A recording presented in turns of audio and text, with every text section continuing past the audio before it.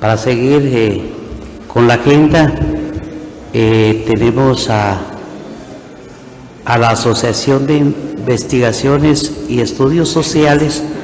Así es de que bienvenida y el tiempo es para usted. Muy buenos días. Primero, señor presidente de la comisión, diputados, quisiera hacer una solicitud a la comisión y esperar su aprobación. Esta ponencia, o mejor dicho, esta propuesta ha sido elaborada por 3 centros de pensamiento. Así es, la Fundación Mirna Mac y el Centro de Estudios de Guatemala. Tengo entendido que se nos ha otorgado en distintos momentos audiencia. Si ustedes no lo autorizan, en esta ocasión, pues Fundación Mirna Mac y Así es harían la presentación. Y si quedara algo por la tarde, pues entonces el Centro de Estudios de Guatemala haría algún refuerzo. Gracias, licenciada. Pues hemos tomado en consideración y sí, estamos de acuerdo y por favor procede. Muchas gracias. Bueno, como les comentaba, hemos analizado dentro de un grupo de abogados cuál es la extensión y la base y los límites y el alcance de la sentencia que hoy se cuestiona.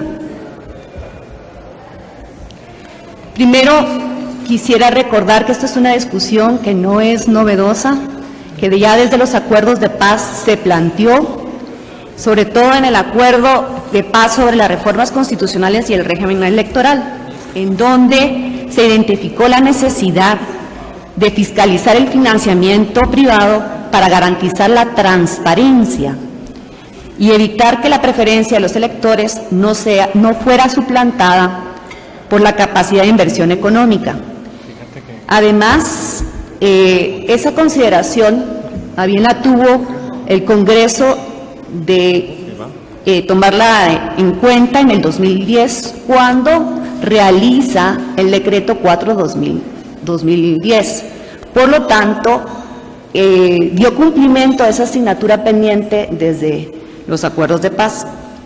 Esto responde, si quisiera reiterar cuál es la importancia de esto. Permite consolidar a los partidos políticos, además consolidar la democracia en la transparencia del flujo del dinero que ingresa a los partidos políticos. Este sería, obviamente, hoy solamente vamos a hablar sobre el financiamiento electoral ilícito de forma anónima y no registrado. Y ya les decía yo porque responde a la necesidad que tiene el financiamiento en la construcción de la democracia y en la transparencia y la consolidación de los partidos políticos. Nosotros nos enmarcamos exclusivamente, como dijo la Corte, y a sugerencia de la Corte de Constitucionalidad, solamente en el artículo 2. Creímos que pasar más allá de cualquier norma era sobre legislar lo que ya estaba determinado y además tomamos en consideración, por lo tanto, las consideraciones que algunos ya mencionaron anteriormente, que están plasmadas en todo el fallo, los principios a los cuales remarca la Corte de Constitucionalidad, que es de proporcionalidad, legalidad y justicia, pero además consideramos los elementos diferenciadores que sí existen para determinar qué es una falta administrativa y qué es un delito. Por lo tanto, en esa base nosotros hicimos nuestra propuesta. Queremos recalcar que existen ya doctrinariamente la coexistencia de faltas administrativas y conductas penadas por la ley.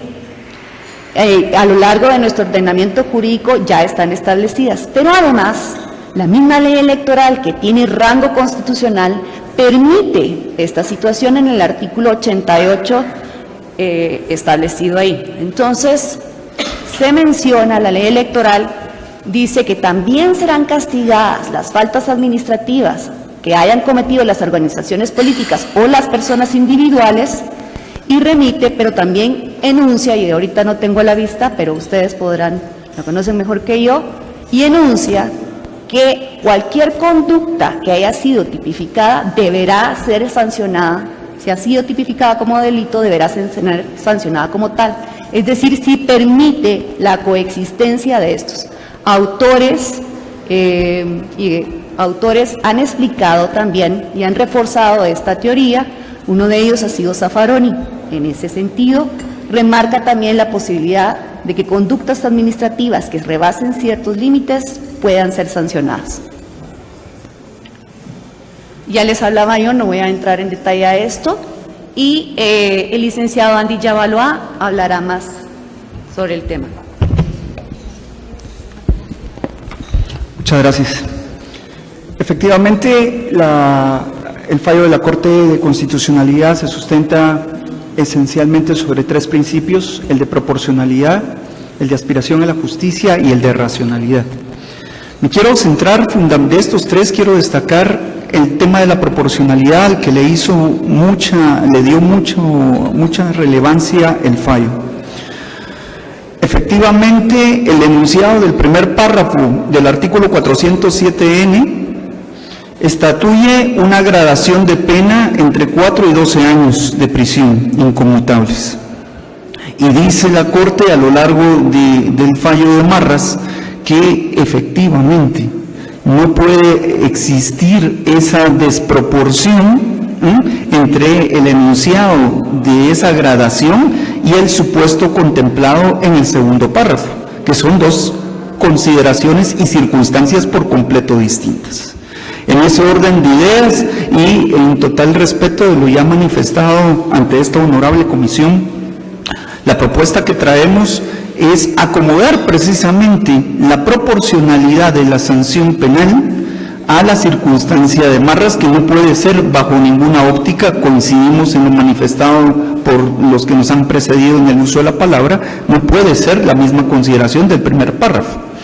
Y por lo tanto, consideramos que una gradación apropiada y que podría permitir incluso la aplicación de otras medidas, ¿verdad?, en beneficio de una persona que pudiera llegar a ser declarada responsable penalmente, es una gradación de 4 a 8 años, de 4 a 8 años.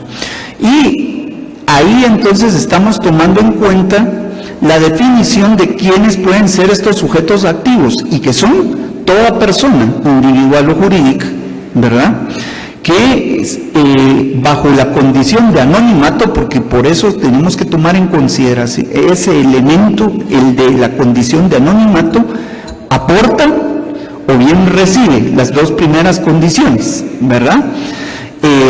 Unas contribuciones, dice el enunciado de la normativa a la que me refiero, o bien hay una tercera circunstancia que es por completo distinta a estas dos, y que es la de no registrar, ¿verdad? Es una omisión.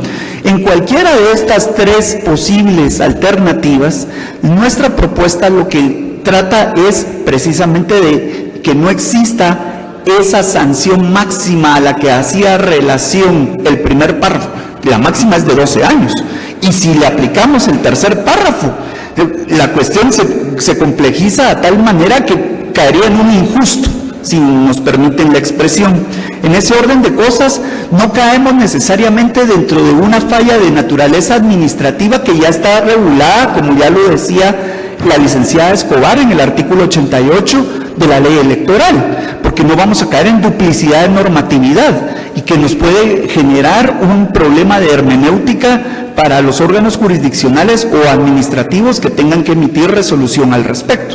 Lo que estamos promoviendo es una gradación significativamente menor a la que se le pueden aplicar otros beneficios que nuestro sistema de justicia acusatorio incluye, y que desde el nivel constitucional, por virtud de lo estatuido en el artículo 19, donde está el principio favor rei, podría traer un beneficio sustancial para que la persona incluso pueda ver la libertad mucho antes de lo que se pudiera prever, siempre y cuando tras un debido proceso pudiera ser encontrada culpable, porque aquí estamos hablando siempre sobre supuestos.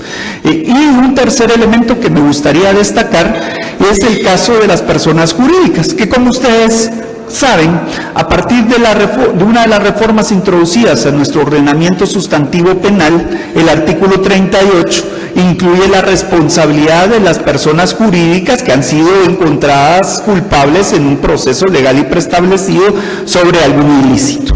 Y en ese orden de cosas, nuestra propuesta en concreto hace ese llamado, porque no podemos mandar a la cárcel a una entidad, a una persona jurídica, evidentemente, eso es imposible, pero no puede quedar, decíamos nosotros, a nuestra humilde consideración, sin la sanción adecuada, porque de lo contrario estaríamos ante una situación dispar y desde la normatividad se estaría promoviendo una cuestión de desigualdad. La solución que nosotros encontramos fue hacer el llamado a que en el caso de marras, en el caso de personas jurídicas, se debe de estar a lo dispuesto en el artículo 38 del Código Penal, ¿verdad? Y esa sería en sustancia nuestra propuesta. Solo quiero que termine de acotar algo la licenciada Escobar. Muchas gracias. Como ustedes pudieron leer en el fallo, la Corte no cuestiona si es más, al no otorgar la inconstitucionalidad, ratifica a nuestro entender que es un delito. Si no lo hubiera expulsado inmediatamente del ordenamiento jurídico, lo que solicita es hacer esa diferenciación entre el párrafo primero, que es una conducta mucho mayor porque proviene de un dinero ilícito, y en otra, y es más, a lo largo del fallo menciona que solamente es el anonimato y el no registro y la omisión de registro.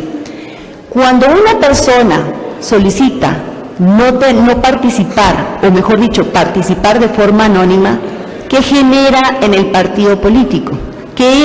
¿Cuáles son las implicaciones que eso tiene al desconocer que el mismo órgano sepa de dónde provienen los fondos?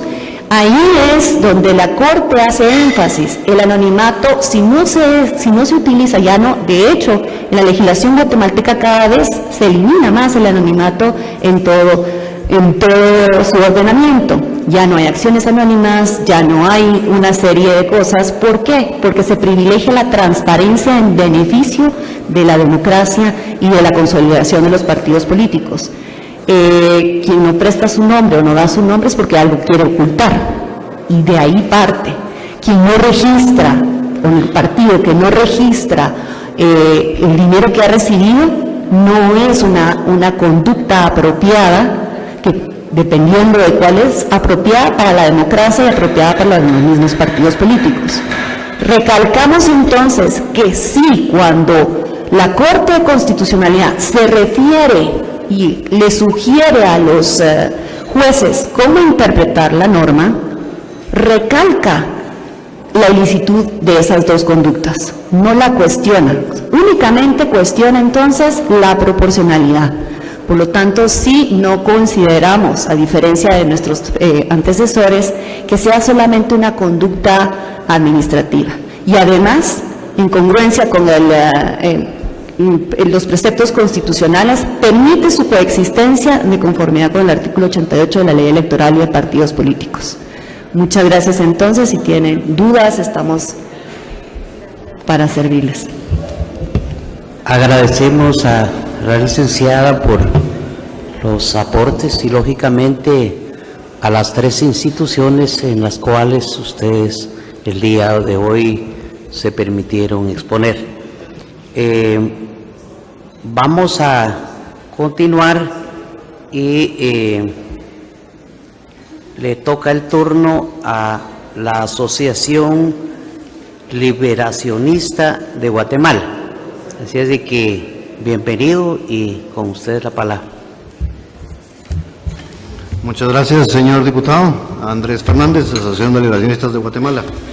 Nosotros consideramos que en lo que se discute del párrafo segundo debiese de identificarse claramente a la persona que aporta a la persona que recibe y a la persona que autoriza.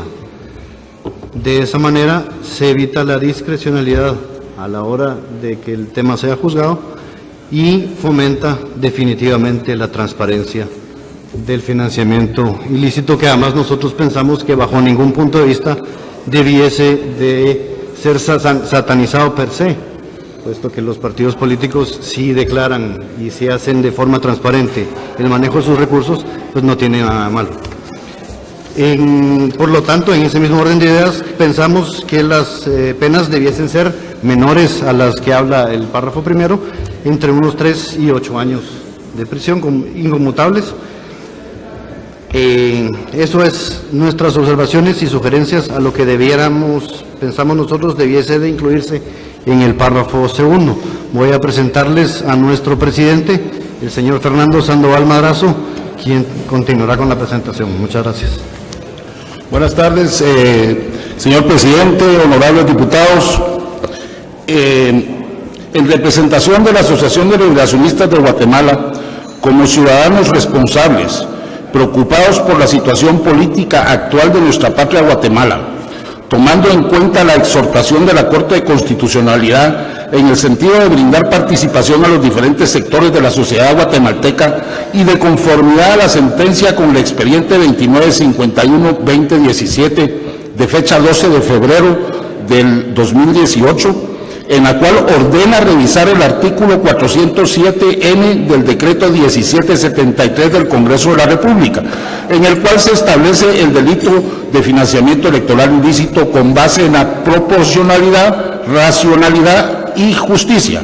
Presentamos la siguiente propuesta.